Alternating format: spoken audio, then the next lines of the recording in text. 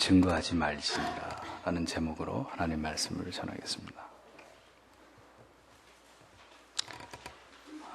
제8계명에서 우리는 이웃에게 육체적인 해를 입히거나 그들의 재산에 손해를 끼치는 일체의 모든 행위들에 대해서 하나님께서 이것을 금하셨다는 사실을 생각해 보았습니다. 오늘의 본문은 하나님께서 우리의 말에 대해서 이제 언급하고 계시는 것을 볼 수 있습니다. 우리가 생각하는 것이나 행동하는 것 그 이상으로 하나님께서는 그 다음에 우리의 말을 중요하게 여기신다는 것입니다. 왜냐하면 말은 그 사람의 인격과 영혼이 드러나는 것이기 때문입니다. 사람의 혀는 그 어떤 무기보다도 더 치명적일 수 있습니다. 신자가 어떤 경우에도 다른 사람에게 해를 입히거나 혹은 폐를 끼치거나 그들의 재산을 빼앗는 것은 하나님께서 분명하게 금하신 것이라는 것을 알려주셨는데, 그와 마찬가지로 하나님께서는 우리가 어떤 상황에서도 우리의 이웃들에 대해서, 그들에게 일어나지도 않은 일에 대해서, 그들이 말하거나 행하지 않은 일에 대해서 거짓으로 말을 지어내거나 그로 인해 그들의 신용과 인격과 명예에 치명적인 상처를 입힐 수 있는 말들을 성도는 결코 해서는 안 된다는 것을 분명하게 말씀하고 계신 것을 볼 수 있습니다. 하나님은 오늘 거짓 증거, 이것에 관해서 분명하게 말씀하십니다. 하나님께서 무엇인가 중요한 법을 우리에게 말씀하실 때는 가장 혐오스러운 대표적인 죄를 한 가지 지목하십니다. 그렇게 하심으로 그와 유사한 모든 죄들까지 혐오하고 경각심을 갖게 하시는 그런 하나님의 뜻이 그 안에 담겨 있다는 것을 설명드린 바 있습니다. 하나님께서는 이 거짓 증거로 대표되는 모든 우리의 이 부주의한 말들에 대해서까지 하나님은 관여하시고 간섭하시는 그런 분이시라는 것을 잊지 마십시오. 만약 우리가 우리의 이웃에 대해서 어떤 이유로든지 근거 없이 나쁜 말을 지어내서 그들을 중상모략한다면 비록 세상의 눈으로 보기에는 그다지 그 죄가 심각하게 보이지 않을지 모르겠습니다만 하나님께서는 분명히 그것을 거짓으로 하나님은 간주하셔서 반드시 그들에게 그 죄값을 물으실 것이라는 겁니다. 한국의 어떤 유명한 가수가 미국의 명문대학을 졸업했습니다. 그런데 난데없이 그 가수에게 진실을 밝히라는 요구가 쇄도하게 됩니다. 이유인즉슨 그가 학력을 위조했다는 것입니다. 명문대학을 졸업하지 않아 놓고도 졸업을 했다고 대중들을 농락했다는 것입니다. 많은 팬들이 그에게 등을 돌리고 그 가수는 아무리 자신이 그 대학을 나왔다는 사실을 증명을 해도 이미 그의 모든 말을 거짓으로 믿어버리는 다수의 대중들에 의해서 이제 그의 도덕성은 치명적인 타격을 받고 더 이상 방송 활동을 할 수 없는 지경까지 이르게 됩니다. 결국 수사기관이 나서서 이 어떤 진실을 규명한 결과 그 가수는 자신이 주장한 바대로 미국의 그 명문대학을 졸업한 것이 틀림이 없다는 조사 결과를 발표하게 되죠. 그에게 진실을 요구했던 그 카페를 만들어서 그 가수를 중상모략한 사람들은 모두 형사처벌을 면치 못하게 되었던 사건이 있었습니다. 그런데 문제는 거기서 끝나는 것이 아닙니다. 그 가수는 오랜 시간 동안 잠적해서 깊은 마음의 상처를 달리기 위해서 너무나 고통스러운 시간을 보내야만 됐다는 것입니다. 이 사건이 사회적인 이슈가 되면서 TV에까지 자세하게 소개가 된 적이 있었습니다. 그는 어느 프로그램에 나와서 인터뷰를 하면서 너무 그 자신의 감정을 고통스러워하면서 그 감정을 주체하지 못하고 눈물을 흘리면서 정말 죽고 싶었다고 말하는 모습을 본 적이 있습니다. 비슷한 일을 경험해 본 사람은 그 가수의 심정이 얼마나 참담한지 절절히 가슴에 와 닿았을 것입니다. 하나님께서는 우리가 우리의 이 사악한 혀를 통해서 동료와 이웃들에게 상처를 주거나 해를 초래해서는 안 된다고 분명하게 말씀하십니다. 내 이웃에 대하여 거짓 증거하지 말지니라. 이 말씀은 쓸데없는 말씀이 아니에요. 하나님께서 우리가 행하는 이 비방과 모든 거짓으로 지어낸 말들, 악한 의도로 누군가를 비난하는 말들에 대해서 그분은 다 보고 듣고 계신다는 거예요. 레위기 19장 16절에 보면 너는 내 백성 중에 돌아다니며 사람을 비방하지 말며 내 이웃의 피를 흘려 이익을 도모하지 말라라고 말씀하고 계십니다. 스가랴 8장 16절에 너희는 이웃과 더불어 진리를 말하며 너희 성문에서 진실하고 화평한 재판을 베풀고 라는 말씀이 나옵니다. 잠언 14장 5절에는 신실한 증인은 거짓말을 아니하여도 거짓 증인은 거짓말을 뱉느니라 라고 말씀하고 계십니다. 하나님의 말씀은 우리의 모든 비방과 허위의 말을 옮기는 것과 이웃을 헐뜯거나 그들의 명예를 더럽힐 목적으로 행하는 모든 부정한 말들에 그대로 적용이 되고 있습니다. 우리는 이 계명을 통해서 우리가 하나님 앞에서 신자로 살아갈 때 우리의 이웃과 지체와 더불어 보다 책임 있는 사귐을 하나님께서 요구하신다는 사실을 발견하게 됩니다. 하나님께서는 그 누구도 다른 이의 명예나 인격이나 재산을 공격하는 것을 하나님은 절대로 용인하시는 분이 아닙니다.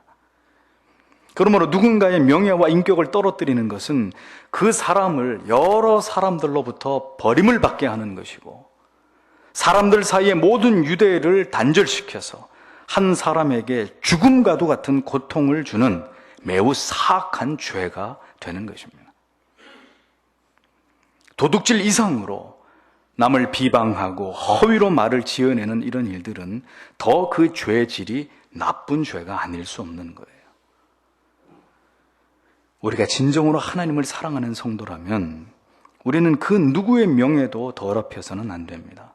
다른 사람의 명예를 훼손하고 인격을 모독하는 일은 살인과 같고 그에게 가장 소중한 것을 강탈하는 것과 같은 강도질이란 말입니다.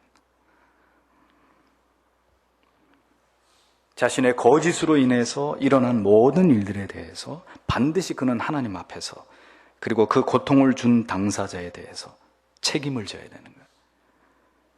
자기의 말로 인해서 발생한 모든 악에 대해서 그 자신이 시인하고 인정하면서 분명한 사죄의 회개가 있어야 그 부분에 패스가 되는 거예요. 그래야만 모든 명예가 회복되고 상처가 치유되는 것입니다. 성경의 신명기 17장 6절 7절에 아주 두려운 말씀이 기록되어 있습니다. 죽일 자를 두 사람이나 세 사람의 증거로 죽일 것이요 한 사람의 증거로는 죽이지 말 것이며 이런 자를 죽임에는 잘 들으십시오. 이런 자를 죽임에는 증인이 먼저 그에게 손을 댄 후에 뭇 백성이 손을 댈지니라. 너는 이와 같이 하여 너희 중에 악을 제할지니라 라고 말씀하고 있습니다. 이게 무슨 뜻일까요? 하나님께서는 특별히 율법을 통해서 이스라엘 백성 중에서 죽을 죄를 지은 자를 처벌할 경우에 그를 고발한 증인이 있을 거 아닙니까? 이 사람이 이러이러한 죄를 지었다라고 고발을 했을 거 아니에요. 그 고발한 증인이 가장 먼저 그에게 돌을 던지라고 얘기하고 있는 겁니다. 왜 이렇게 두려운 법을 만들어 놓으셨을까요? 이것은 그 죄인이 죽는 것이 바로 너의 그 증언, 다른 사람도 아니고 바로 너의 그 증언 때문에 이 사람이 죽는 것이다 라는 것을 분명하게 알게 하심으로 각 사람이 누군가 범한 죄를 증언하는 일에 있어서 이 일에 얼마나 신중에 신중을 기하고 정확한 사실에 입각해서 그 사람을 고발해야 되는지에 대한 이 중요한 문제를 깊이 다루게 하기 위해서 하나님이 이와 같은 법을 만드셨어요. 그리고 언젠가는 네가 정죄한 그 일로 인해서 하나님 앞에 가서 분명하게 설명을 해야 될 때가 온다는 것을 분명하게 각인시키기 위해서 고발한 그 사람이, 그 증인이 가장 먼저 그에게 돌을 던지라는 거예요. 무서운 말씀이죠. 그러므로 우리가 어떤 증언을 해야 할 경우에 반드시 우리는 그 증언이 사실에 어긋남이 없고 우리의 양심에 어긋나지 않는지를 신중하게 살펴야 되고, 또 자신이 하나님 앞에서 진실로 참되다고 할 수 있는, 참되다고 알고 있는 분명한 진실에 관한 것만으로 정확하게 말해야 된다는 것을 성도 여러분 절대로 잊어서는 안 됩니다. 성도에게 중요한 문제가 될 수 있는 것은 단순히 어떤 사람의 생명과 재산과 관련된 것만이 결코 아닙니다. 그의 명예에 관한 문제까지 모두 우리가 그것을 훼손하거나 해를 끼치지 않기 위해서 각별히 우리는 노력해야 되는 것입니다. 그렇지 않으면 이런 죄악에 대해서 결코 하나님께서 좌시하지 않으실 것이기 때문이에요. 우리가 누군가에 대해서 어떠한 증언을 해야 할 경우 우리가 기억해야 될 원칙은 반드시 우리의 이웃이나 지체의 명예와 그들이 받게 될 필요 이상의 불이익을 먼저 생각해야 된다는 것입니다. 그러나 그와 동시에 우리는 어떤 이가 저지른 죄를 또 반대로 무조건 덮어버린다거나 그의 명예를 지켜주려다가 하나님께 거짓말을 하는 그런 일들도 역시 있어서는 안 되는 것입니다. 그것 또한 거짓 증거가 되는 것이라는 거예요. 때로는 형제의 죄를 정확하게 지적하고 그것을 훈계해야 될 필요가 있습니다. 그러나 이것은 그의 명예를 훼손하려고 하는 의도가 아니고 죄를 죄로 드러나게 함으로 인해서 그에게 회개할 기회를 주므로 다시 성도로서 잃어버린 하나님 앞에서의 명예를 회복하도록 돕기 위한 것입니다. 베드로전서 4장 8절은 사랑은 허다한 죄를 덮느니라 이렇게 말씀하고 있습니다. 하지만 이 말씀은 성도가 범한 죄에 대해서 무조건 사랑으로 다 덮어주라는 그런 의미가 아닙니다. 그것은 그 영혼을 향한 진정한 사랑이 아니라는 거예요. 오히려 죄를 범한 지체에게 필요한 것은 명백한 성경의 이 진리의 말씀을 근거로 그 일이 죄라는 사실에 대해서 책망해야 합니다. 또한 그러한 악이 하나님 보시기에 아무렇지도 않은 것처럼 여겨지도록 그 일을 그렇게 방치해서는 안 되는 것입니다. 성도가 범한 중요한 죄를 때로는 공개함으로, 때로는 공개하지 않음으로, 그러나 두렵고 떨리는 하나님 앞에 그 사실에 대해 권징과 치리를 함으로 인해서 그것을 일벌백계로 삼아 교회와 성도의 거룩과 순결을 지켜나가야 될 의무가 교회와 성도들에게 있단 말입니다. 분명하게 죄를 자백하고 회개하도록 도와야 되고, 이것을 인정하기까지 결코 그 사람의 죄와 악을 무조건 덮어버리는 것은 하나님의 공의에 위배되는 것이라는 거죠. 그렇게 죄를 무마하고 덮어버릴 경우에 영원히 그 성도로 하여금 자신의 죄를 진심으로 하나님 앞에서 통회하고 회개할 수 있는 기회를 영원히 빼앗아 버리는 것입니다. 그리스도께로 돌아온 한 영혼에 대해서도 우리가 철저하게 그 성도의 영혼의 회심의 여부에 우리가 관심을 가질 뿐만이 아니라 그에게 회심을 강조하지 않을 수 없는 중요한 이유는 자신의 죄인됨을 철저하게 자인하고 그리스도의 긍휼을 구하는 그 은혜의 과정을 통과하지 않은 자는 결코 거듭난 하나님의 자녀로서의 감격과 기쁨을 맛볼 수 없는 것이고, 완전한 죄의 고백과 참회가 없이는 결코 완전한 구원을 받은 하나님의 자녀가 될 수 없기 때문입니다. 그래서 죄인이라는 고백을 받아내는 일은 하나님의 큰 사랑과 자비와 용서와 긍휼을 맛보게 하기 위한 절대로 간과할 수 없는 아주 중요한 과정이 되는 것입니다. 회개케 하는 일, 죄를 드러내므로 자신의 죄 앞에서 절망하게 만드는 일, 바로 교회가 하나님의 말씀을 통해서 반드시 시행해야 되는 거룩한 일들이란 말이에요. 그렇게 한 영혼 안에 있는 죄와 악을 교정하는 일이 있어야 진정한 거듭난 자녀가 될 수 있는 것이고, 그가 진실된 하나님의 자녀로 변화될 수 있는 것입니다. 우리는 형제를 중상하고 거짓으로 모략해서도 안 되지만, 명백하게 드러난 죄를 무조건 덮어주고 감추어주는 것으로 그에게 회개할 기회를 박탈해서 더 큰 죄에 빠지게 하는 이런 일들을 결코 용인해서는 안 되는 것입니다. 없는 죄와 악을 만들어서 말하는 것도 죄고, 그리고 명백한 죄와 악을 죄와 악으로 규정하지 않고 적당히 은닉하는 것도 분명한 거짓 증거의 죄라는 것을 성도 여러분 잊지 마시기를 바랍니다. 우리가 사람의 명예만을 소중히 여긴 나머지 하나님의 공의의 이름에 합당한 영광과 어떤 명예를 고려하지 않는다면 이것 또한 분명히 하나님 앞에서 허물이 될 것입니다. 우리가 우리의 이웃에 대해서 거짓 증거를 하지 말아야 하는 이유는, 하나님께서는 사람들 사이에 아름다운 사랑과 우정이 지속되고 아무도 타인에 의해서 자신의 명예나 어떤 그 명예와 관련돼서 고통당하는 것을 하나님께서 결코 원치 않으시기 때문입니다. 그러니 우리가 생각해 봐야 될 것은 이것입니다. 하나님께서 우리처럼 형편없는 존재들의 명예도 그토록 고려하시고 배려하신다면, 하나님의 자녀인 우리가 하나님의 명예에 대해서 어떤 마음을 가져야 할까요? 교회에서 벌어지는 성도들 간의 소송과 분쟁과 반목과 이 어떤 갈등이 하나님의 명예에 어떤 영향과 결과를 가져오게 될지를 진리 안에서 단 한 번만이라도 진지하게 묵상을 해본다면, 결단코 지금과 같은 교회와 성도의 삶에서 벌어지는 이런 일들로 인해서 하나님의 명예를 먹칠하는 그런 일들을 한국 교회가 행하지 않을 것입니다.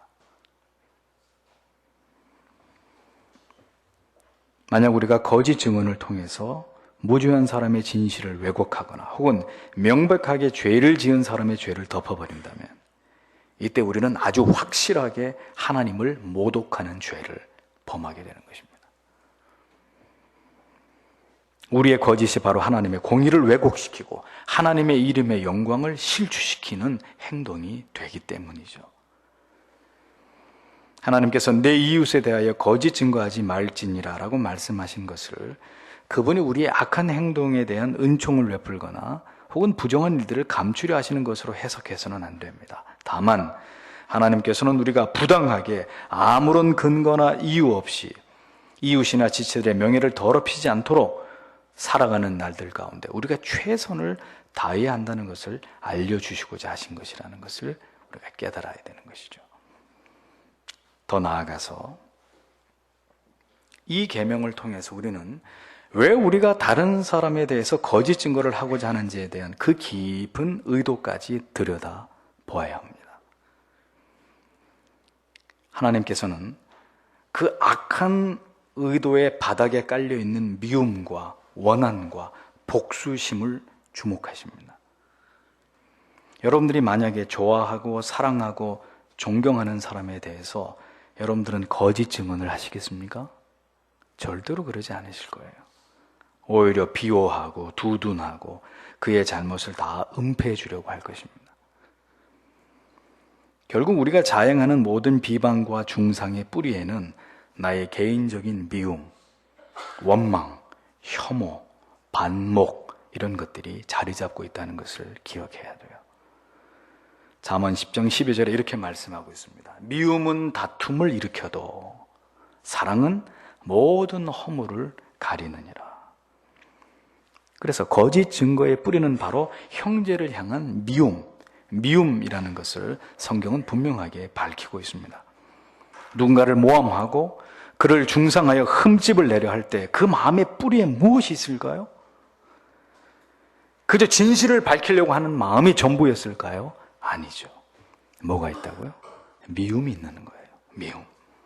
그 미움의 불꽃이 강렬하게 타오를 때 우리는 누군가에 대해서 더 악한 말을 지어내고 우리의 혀 끝에서 그를 절단내고자 하는 악랄함을 갖게 되는 것입니다.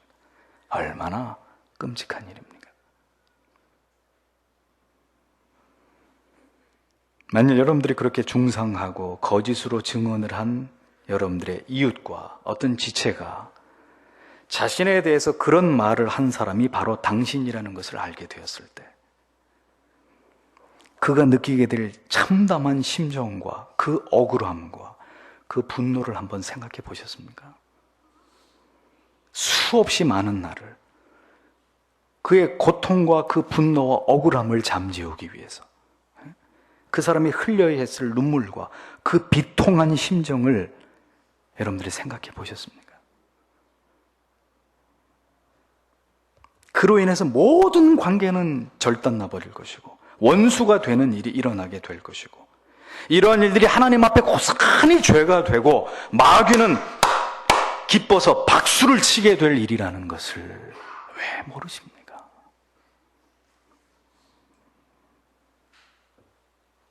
우리가 사랑을 하려 한다면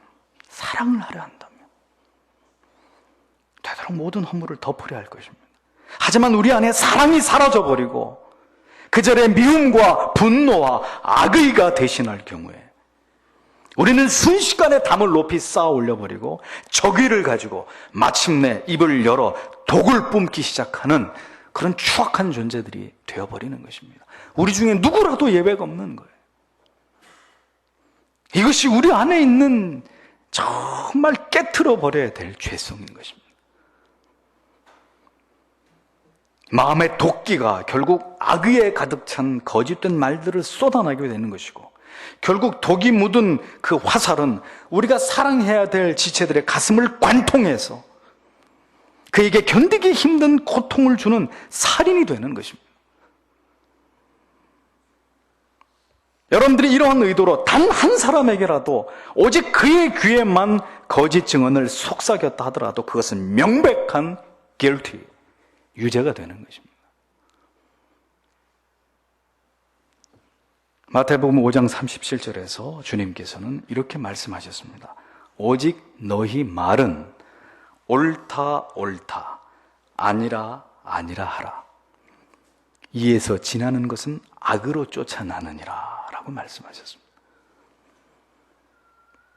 기억하십시오. 언젠가는 내가 쏜 그 독화살이 다시 내 가슴을 겨냥해서 날아오게 될 것입니다. 그러므로 사랑하는 성도 여러분, 오늘도 우리 안에 이 고개를 들고자 하는 이런 악한 마음과 의도와 행위를 즉각 멈추어야 합니다.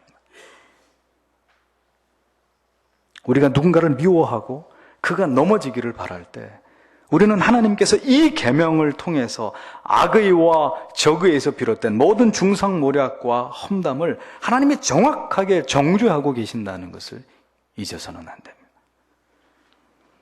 육체에 가해를 주는 것만이 아니라 재산에 피해를 주는 것만이 아니라 한 사람의 명예와 인격에 치명적인 해를 가하는 것은 가장 악한 죄가 됨을 잊지 마십시오.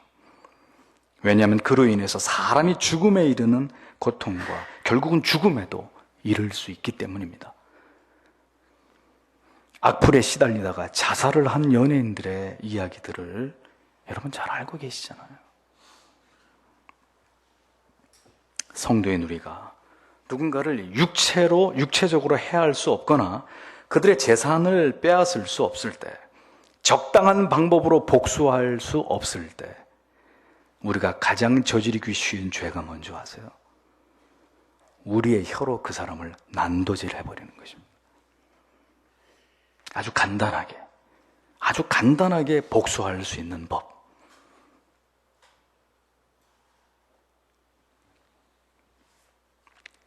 때로 우리는 우리 자신이 마치 정의의 사도가 된 마냥 악을 징벌하기를 원하는 것을 정당화하면서 그것을 등에 업고 자신이 미워하거나 못마땅하게 여기는 자들을 공격합니다.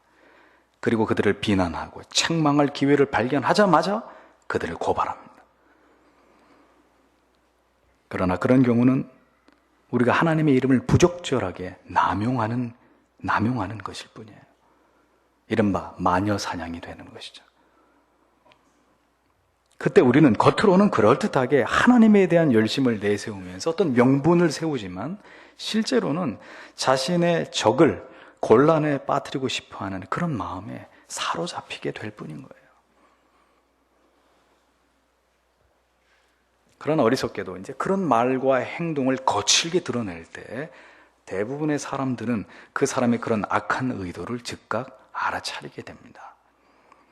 그것은 자신이 미워하는 사람의 약점이나 악으로 간주될 만한 것을 찾아내어서 모든 사람들에게 그것을 떠벌리고 할 수 있는 한 온갖 비정상적인 수단을 동원해서 그것을 드러내고 싶어하는 그런 모습이 결코 제3자가 볼 때 아름다워 보이지도 정당해 보이지도 않기 때문입니다.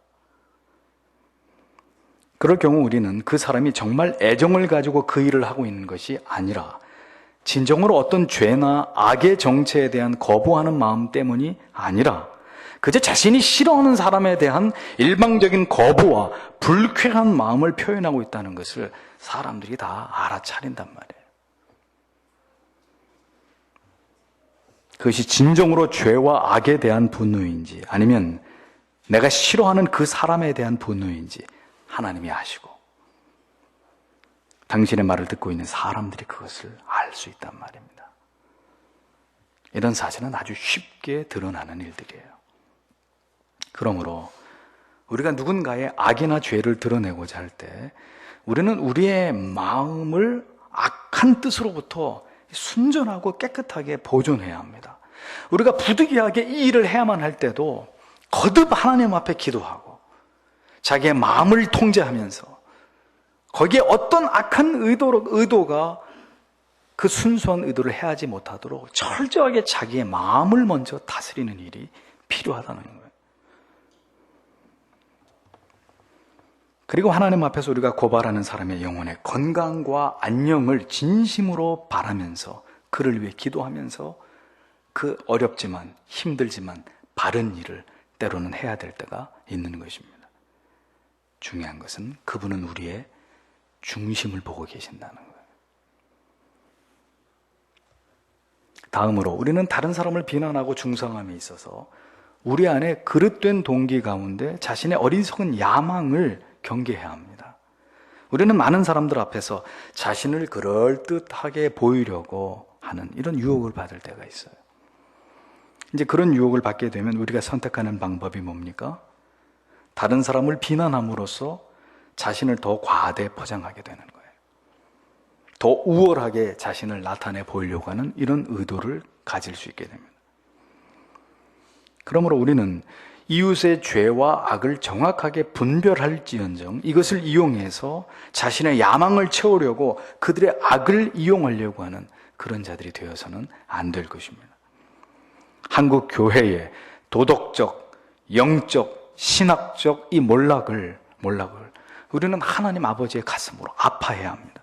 그것을 함께 끌어안고 기도하는 것이 성도들의 올바른 자세입니다. 그러나 이단들을 보십시오. 신천지를 비롯한 이런 이단들은 이 한국 교회의 영적인 몰락을 기회 삼아서 원석적인 비난을 퍼부으면서 이것을 기회로 자신들만이 가장 성경적인 단체인 양 선전하는 일에 지금 기를 올리고 있잖아요. 열을 올리고 있잖아요. 아주 기세등등이 이제 대놓고 포교 활동을 하고 있는 모습들을 우리가 보지 않습니까? 우리가 어떤 악을 책망하고자 한다면 먼저 자신의 문제로부터 시작해야 합니다. 먼저 자신을 살피고 자신부터 비난한 후에 그 이웃의 악에 대해서 다가가야 합니다. 바로 그것이 우리가 우리의 일을 하나님이 원하시는 방식으로 진행하기 위해서 우리가 취해야 되는 순서란 말이죠. 다시 말하지만 없는 악을 만들어 드러내는 것도 죄가 되지만 자행된 악을 덮으려는 것도 죄입니다. 죄와 악에 대해서 우리가 미온적인 혹은 중립적인 태도를 자꾸 취하려고 하는 것은 단 하나의 이유밖에 없어요. 그게 뭘까요? 내 자신이 이미 죄와 악에 대해서 민감하지 못하고 올바른 영적인 경각심을 잃어버리고 있음을 방증해주는 그 증거가 되는 거예요. 죄를 지은 사람이 죄를 정죄할 수 없듯이 내가 바로 서지 못하면 다른 이들의 바로 서지 못함을 교정해 줄 수 없는 것입니다. 저는 사랑 없는 냉정한 율법주의도 반대하지만 맹목적인 사랑과 모든 것을 은혜로 무마하고 해결하려고 하는 맹목적 은혜주의도 반대합니다.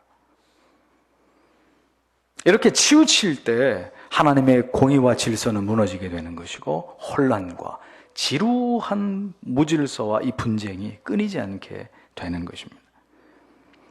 하나님께서는 결코 당신의 은혜를 인간들이 남용하기를 원치 않으십니다. 오히려 예수 그리스도를 통해서 이 세상에 대해서 자신의 관할권을 하나님께서는 행사하심으로 오히려 세상을 정죄하고 계십니다. 믿는 자는 영생, 믿지 않는 자는 영벌. 더 나아가서 그분은 진리의 말씀으로 때때로 우리에게 정죄감과 수치심을 통해서 우리를 철저하게 혼란스럽게 하시는데, 그것은 우리가 그분의 순전한 은혜 외에는 아무런 피난처도 얻지 못할 만큼 우리를 철저하게 하나님 앞에 낮추시기 위해서, 때로는 하나님께서 하나님의 말씀을 통해, 율법을 통해 아주 처참할 만큼 우리의 죄를 고발해서 하나님 앞에 우리를 꺾어 놓으시는 이런 일들을 행하신단 말이죠.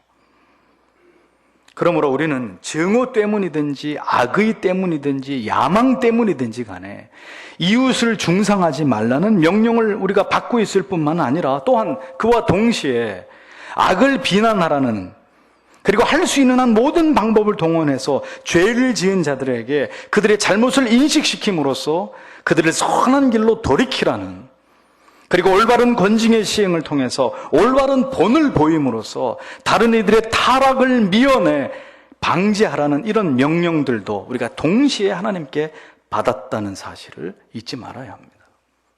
기울어지면 안 돼요. 치우치면 안 돼요.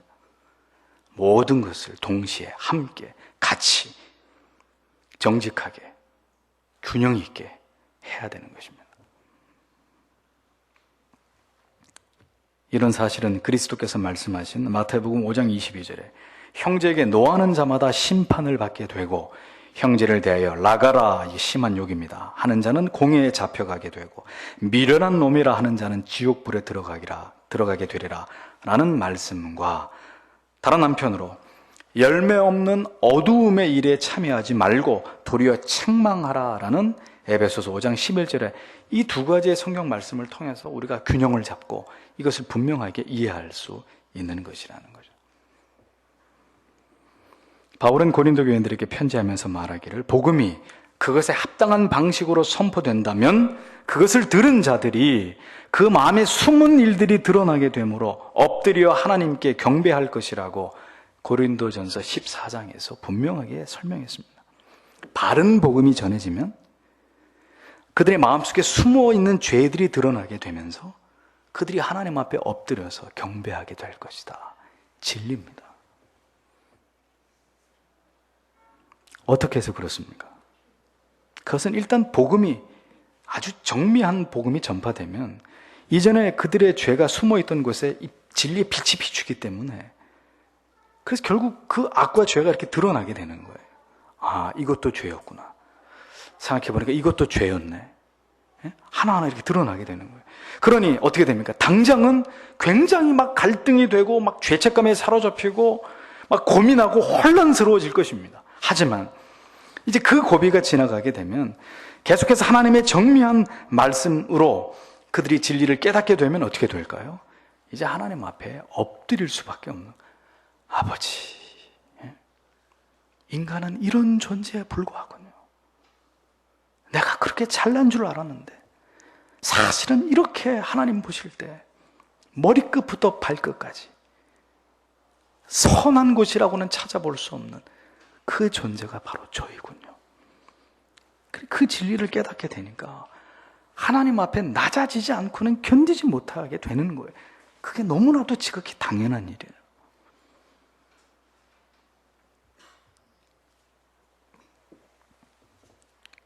다만 아무리 그렇다 할지라도 우리가 누군가를 지나칠 만큼 과도하게 비난하는 것은 옳지 않습니다. 왜냐하면 비록 우리가 선량한 마음으로 그리고 아무런 나쁜 뜻이 없이 그렇게 하는 것이라 할지라도 만약 우리가 누군가의 잘못을 찾아내는 일에 지나치게 열심을 낸다면 결국에는 그 사람도 내 영혼도 찍어 넘어지게 할 수 있기 때문이에요. 그런 위험성이 있기 때문입니다. 그래서 바울은 넘어진 자를 다시 일으킬 때 온유한 심정으로 그렇게 해야 된다고 우리에게 권면했던 것입니다. 악에 치우쳐 있는 형제를 이끌어내는 일은 정말 우리에게 인내와 그리고 지혜와 용기를 필요로 하는 일입니다. 목사에게 가장 어려운 일이 바로 성도님들을 사랑과 공의 이 두 사이에서 어느 한쪽으로도 치우침이 없이 하나님의 진리의 말씀으로 목양해야 된다는 일이에요. 아직도 목사는 이 부분에 있어서 제 자신이 많이 부족하다는 것을 절감하고 있습니다. 그래서 여러분들의 기도에 도움이 필요한 부분이에요. 조금만 공의 쪽으로 무게가 실려도 금방 여러분들이 느끼기에 목사가 차갑고 권위적이라는 이런 오해를 받게 되고, 또 조금만 사랑으로 치우쳐 눈 감고 그저 못 들은 척, 안 본 척 하면 다시 여러분들이 하나님 앞에서 영적으로 해이해지시니 참으로 어려운 일이 아닐 수 없어요. 그래서 저는 목양을 함에 있어서 위대한 우리의 신앙의 선조들, 훌륭하고 탁월한 목회의 선배들이 나에게 가르쳐준 그 지혜를 그대로 따라가려고 합니다. 그것이 뭐냐? 자신의 죄와 악을 깨닫고도 이미 상당히 오래 예수를 믿었기 때문에 무엇이 죄고 죄가 아닌지를 다 아는 사람, 그래서 자기의 죄와 악을 깨닫고도 돌이키지 않는 고집스럽고 완고한 자에게는 목사는 그를 진리의 채찍으로 대할 것이지만, 진리 앞에서 자신이 무지와 연약한 그런 존재라는 것을 자인하고 하나님의 자비하심과 긍휼 앞에서 자신에 대해 백기를 들고 하나님의 도우심을 구하는 자들에게는 모든 그리스도의 사랑과 은혜로우심으로 그런 분들이 참된 진리를 깨달아서 그리스도에게까지 자라실 수 있도록 최선을 다해서 성도님들을 목양하고자 하는 것이 저의 목회 철학입니다.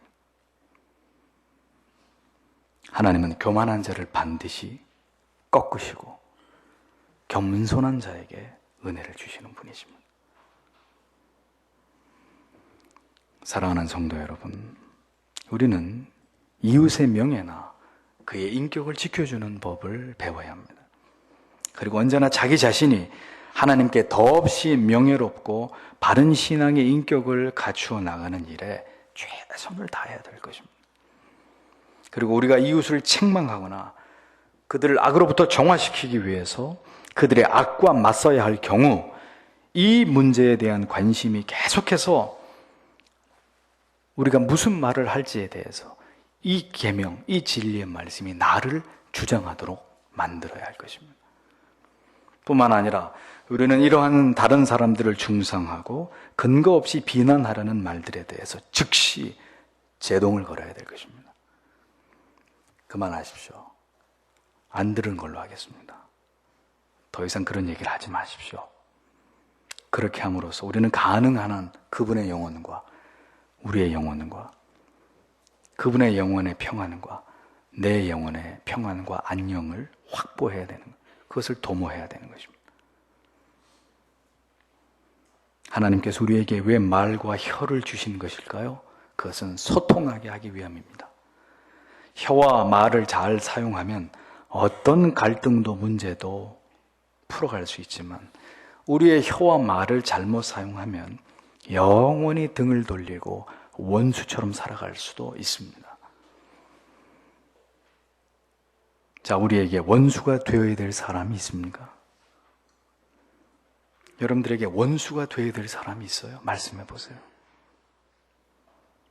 그렇지 않을 것입니다.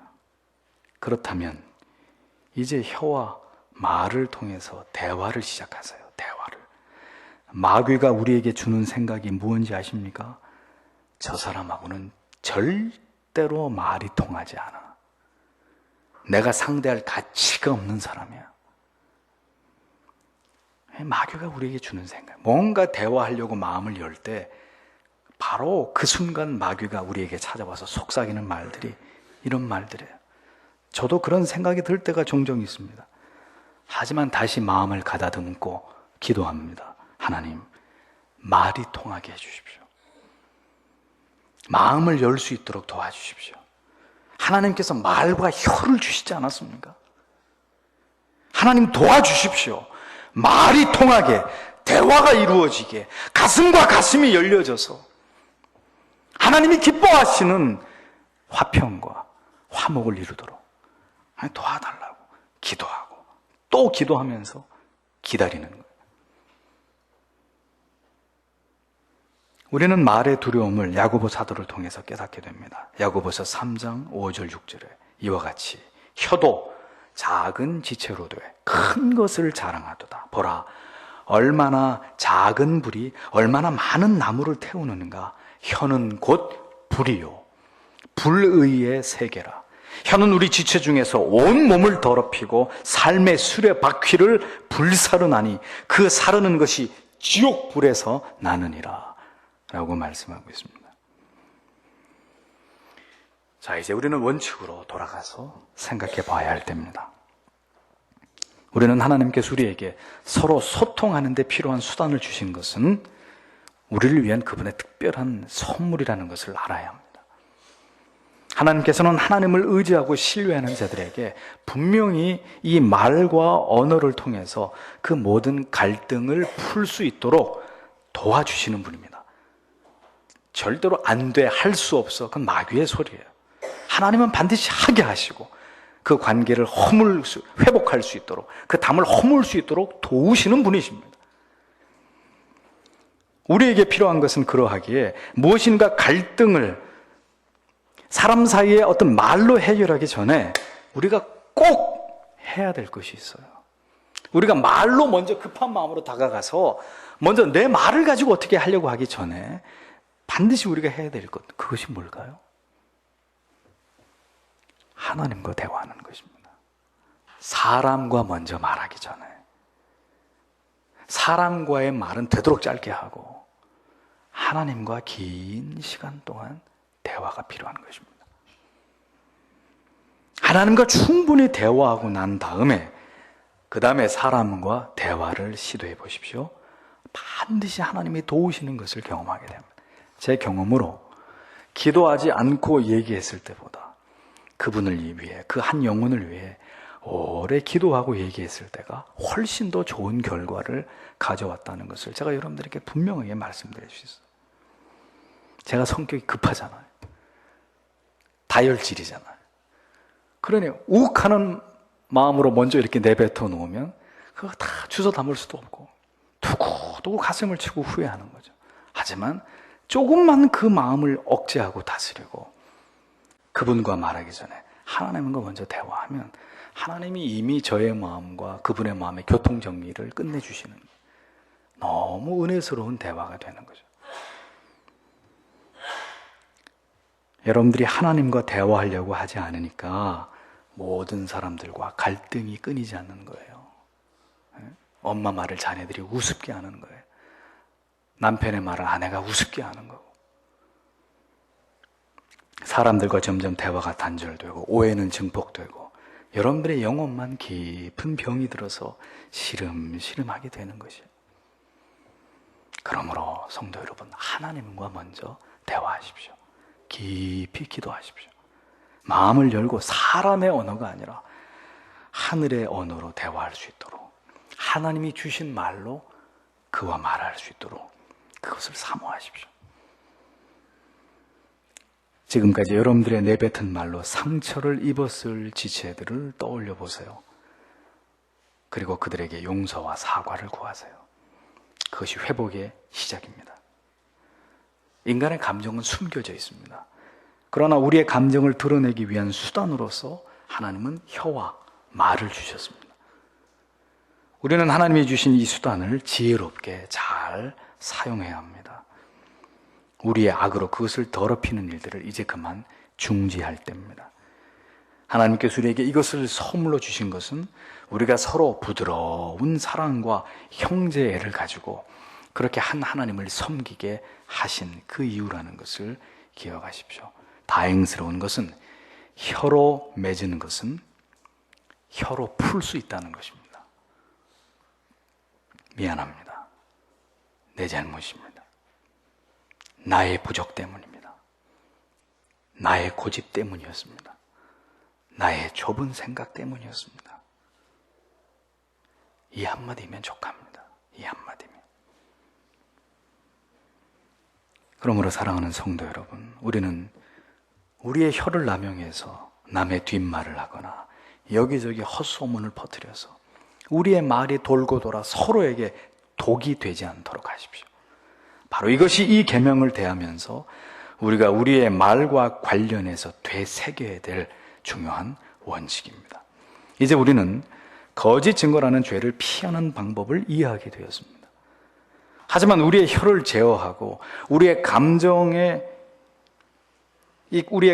혀를 통해서 전달하게 되는 것을 통제하는 일에 우리는 여전히 많은 어려움을 느낍니다. 그러므로 오늘 우리에게 필요한 것이 무엇일까요? 그것은 바로 주의 은혜입니다.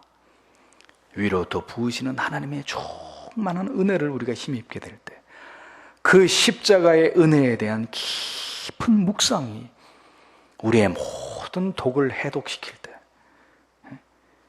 우리에게 너무 익숙해져 버린 이 저주스러운 말들, 이 모든 것들이 우리에게서 사라지기 시작하고 이제 축복의 말, 사랑의 말, 위로의 말, 참 하나님이 기뻐하시는 그런 말들로 우리의 삶과 관계가 더 풍성해지는 그런 은혜를 우리가 누리게 될 것이라는 것입니다.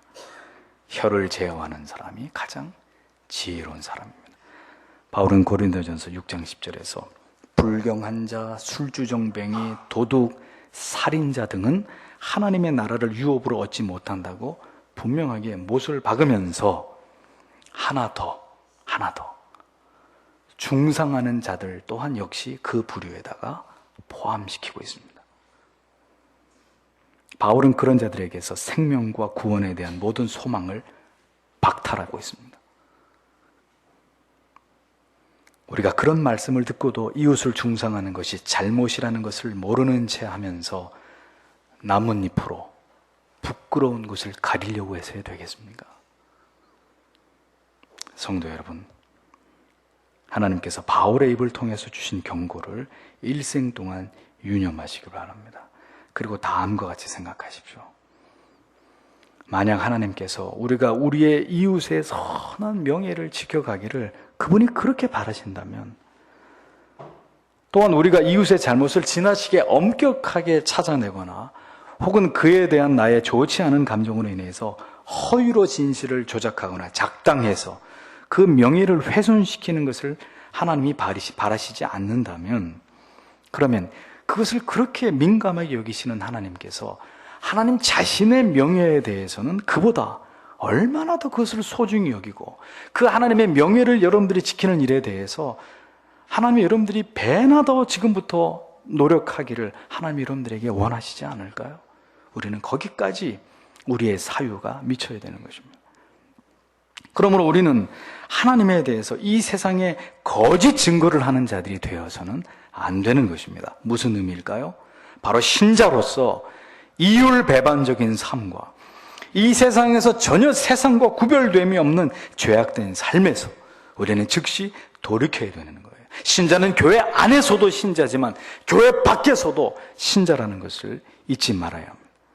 우리는 하나님의 진리의 지배를 받고 살아가고 있는 자들이라는 것을 세상 앞에 우리가 보여주어야 될 책임이 있습니다. 그것이 하나님의 이름에 대해서 성도로서 거짓 증거를 하지 않는 삶입니다. 우리는 진리를 지지하면서 진리의 편에 내가 서 있다는 것을 우리의 삶으로, 우리의 말과 우리의 혀로 증명할 수 있어야 합니다. 하나님의 진리가 유린되고 왜곡되는 것을 볼 때 피가 솟구치는 그런 자들이 되어야 합니다. 구원의 위대한 교리가 왜곡되고 성화의 필요성이 도태되는 이 시대에 더욱 힘써서 비진리에 맞서서 싸우면서 진리와 성도와 거룩한 교회를, 공회를 지켜나가야 될 것입니다. 하나님에 대해서, 복음에 대해서, 구원에 대해서 거짓을 증거하는 그런 자들이 사람들로부터 지지와 인기를 끌지 못하도록 우리가 목숨을 걸고 싸워야 되는 거예요. 그리고 마지막으로 여러분들의 삶을 단순화시키십시오. 누구든 여러분들을 떠올릴 때, 누구든 여러분들의 이름 석자를 떠올릴 때 그 사람, 언제나 다른 사람들을, 교회와 성도와 목사를 비방하는데 늘 능한 사람이라는 그런 오명을, 그런 인식을 여러분들이 갖지 못하도록 모든 이들과 더불어서 평화하시고, 그리고 여러분들의 삶이 변화되었다는 사실을 증명해 보이십시오. 그리고 오직 진리에 대한 열정만으로 여러분들의 마음을 가득 채워서 여러분들의 혀와 입이 쉼없이 진리를 파수하고 영혼들을 그리스도께로 인도하는 일에만 귀하게 사용될 수 있도록 주님 부르시는 그날까지 최선을 다해 노력하는 삶을 살아가시기를 바랍니다. 이 일에는 하나님의 통치가 필요합니다. 선하신 그분의 간섭과, 그리고 이에 변화되기를 진심으로 다짐하고 노력해야 되는 여러분들의 수고가 필요합니다. 하지만 그 모든 일이 바로 이 계명의 정신을 따라 살아가고자 하는 모든 경건하고 진실한 성도들이 반드시 이루어가야 될 성화의 삶이라는 것을 여러분 모두가 기억하시길 바랍니다. 모든 신실한 믿음의 사람들이 바로 이 길을 따라서 영원한 천국으로 들어갔다는 것을 잊지 마시고, 다시 한번 하나님의 말씀을 통해서 우리가 새로운 마음으로 하나님의 뜻에 순종하는 삶을 살아가게 되기를 간절히 갈망하시고 기도하시는 여러분들이 되시기를 바랍니다.